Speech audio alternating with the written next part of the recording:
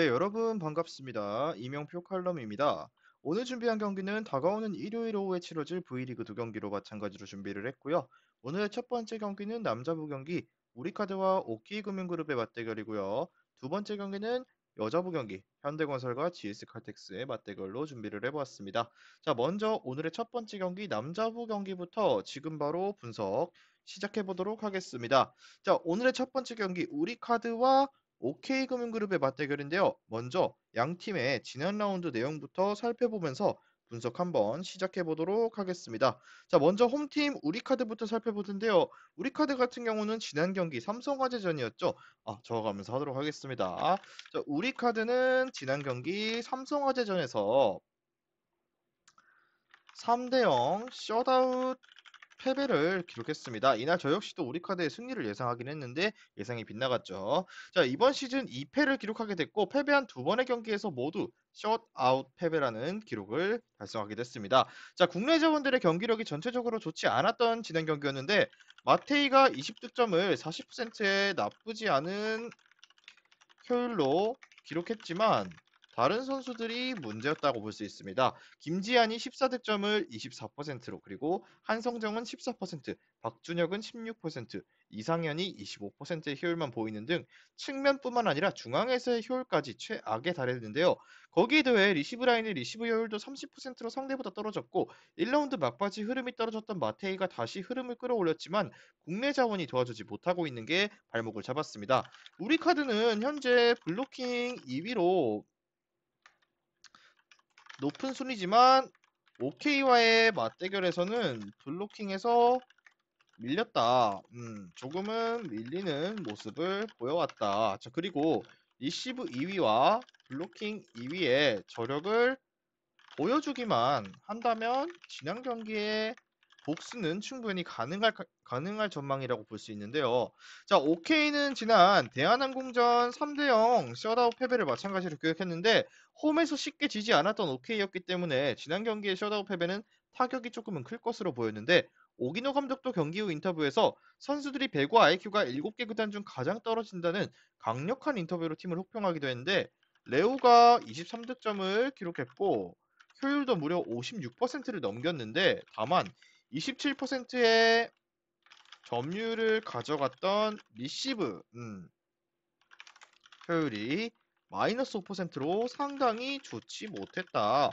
자, 그리고 신호지는 리시브에서 54%의 높은 효율을 기록했지만 공격에서의 효율이 낮았고 시즌 내내 좋은 성과를 보이던 송이채의 페이스도 최근은 떨어지고 있으며 지난 경기 무려 마이너스 10%의 공격 효율로 상당히 좋지 않은 경기력을 보여줬던 송이채입니다. 자, 송이채를 대신해서 들어온 박승수는 더 최악인 마이너스 40%의 공격 성공률을 보이면서 바로 교체되었는데요. 이렇게 한꺼번에 경기력이 떨어진 팀은 다음 경기에서 어느 정도 경기력이 올라오는 상황이 발생합니다. 이런 걸 평균 회귀라고 하는데 하지만 떨어진 국내 자원들의 경기력이 한꺼번에 올라올 가능성은 희박하다고 볼 수 있습니다. 자, 그렇기 때문에 이 경기는 우리카드의 우세가 예상되는 경기입니다. 왜냐?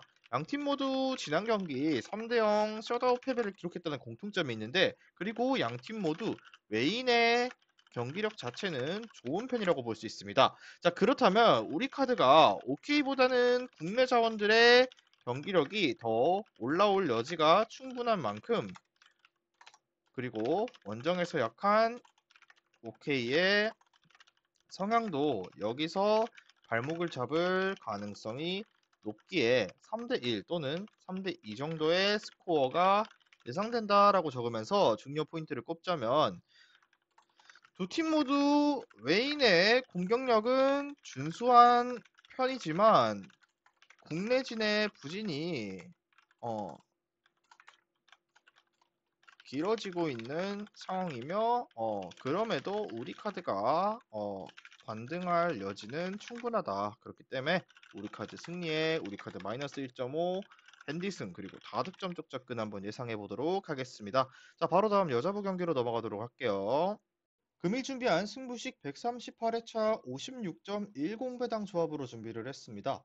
조합이 궁금하신 분들께서는 영상 끝까지 시청하시고 영상 아래에 고정된 댓글에 링크를 클릭하셔서 수익방 입장하시면 매일마다 승부식 주력 조합, 고배당 조합까지 한 조합씩 무료로 받아보실 수 있습니다.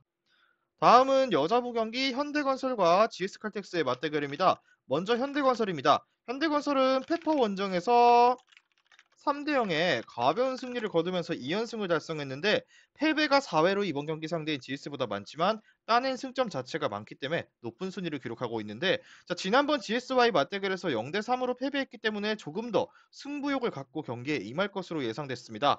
자, 페퍼와의 경기에서는 모마가 21득점을 기록하면서 경기 최다 득점을 올렸고 모마는 이 경기에서 범실을 단 1회만을 기록하는 안정적인 모습을 보였습니다. 자, 하지만 다른 선수들의 흐름은 아쉬움을 남겼는데요.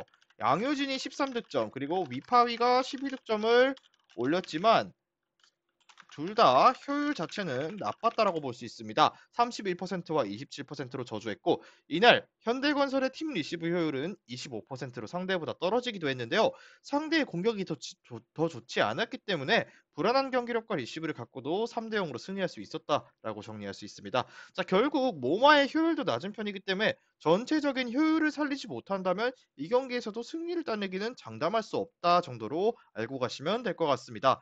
다음은 GS칼텍스입니다. GS는 도로공사에 3대 2로 겨우 승리하며 일단 흥국생명전 패배의 흐름을 끊었다라고 볼 수 있습니다. 자, 하지만 1, 2세트를 이기고 있던 경기를 3, 4세트를 내주면서 5세트까지 치른 GS의 집중력은 여전히 좋지 않았고 체력적인 부담을 이겨내는 것이 이번에도 가장 큰 과제 중 하나가 될 가능성이 높다 이렇게 볼 수 있습니다. 자, 그리고 지난 경기에서도 용병 간의 쇼다운이 펼쳐진 경기에서 실바가 승리를 기록했고요. 28득점 42%의 효율로 활약했다고 볼 수 있었습니다. 자, 범실이 무려 10개가 있었지만 큰 영향을 주지는 못했고 강소희가 19점을 올렸지만 효율은 34%로 떨어졌습니다. 하지만 이 경기에서 무엇보다도 단연 유서연이 부진해서 반등하는 모습을 보였다라는 것이 굉장히 긍정적인 부분 중 하나인데 16득점을 46%의 효율로 기록했고 다만 여전히 중앙의 경기력 자체는 좋지 않았는데 이것이 현대건설에게 찬스를 줄 가능성도 있고 지난 현대건설과의 맞대결에서 양효진을 포함한 중앙을 거의 무력화시키며 승리했는데 이번 경기도 유사한 전략을 활용할 것으로 예상됐습니다. 그렇기 때문에 이 경기도 역시나 GS의 우세를 예상해 보겠습니다. 지난 맞대결에서 GS가 3대 0 승리를 기록했고 이는 현대건설의 핵심으로 볼 수 있는 양효진을 잘 막아냈기 때문이다라고 볼 수 있습니다. 자, 그 결과 용병 싸움에서도 실바의 파괴력이 조금 더 우위에 있다고 예상했을 때 다만 지난 경기처럼 셧아웃의 승부가 나오기는 힘들 것으로 봤을 때 역시나 접전으로 흘러가면서 다득점 쪽 접근 예상할 건데요. 중요 포인트를 꼽자면 GS는 지난 맞대결에서도 양효진을 잘 막아내는 전략이 통했고 이번에도 유사한 전략을 준비할 가능성이 높고 이번에는 유서연의 컨디션도 나쁘지 않고 용병 싸움에서도 근소한 우위에 있다 이렇게 봤을 때 역시나 GS 승에 GS-1.5 핸디슨 기본적으로 깔고요. 그리고 다득점 쪽 접근 예상해보면서 오늘의 V리그 2라운드 두 경기 분석은 여기까지 하고 마무리를 해보도록 하겠습니다. 자, 주력 조합은 수익방에서 공개하니까요. 영상 하단에 고정 댓글 링크 클릭하셔서 수익방 입장하시면 매일마다 주력 조합, 고배당 조합까지 한 조합씩 무료로 받아보실 수 있습니다.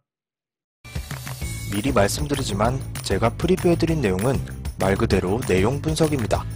수익으로 이어지는 최종 조합은 유튜브에 공개할 수가 없기 때문에 현재 영상 고정 댓글로 카톡 주시면 경기별 실시간 라인업 및 심판 성향까지 분석한 최종 조합 드리겠습니다. 저를 모르시는 분도 건승하시는 하루 되세요.